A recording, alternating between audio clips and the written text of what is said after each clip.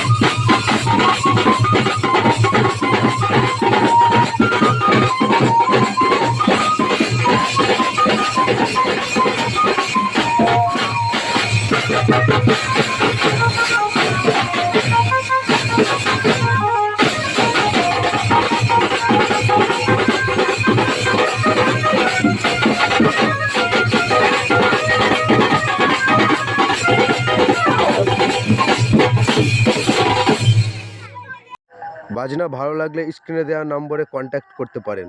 চ্যানেলটিকে অবশ্যই সাবস্ক্রাইব করুন।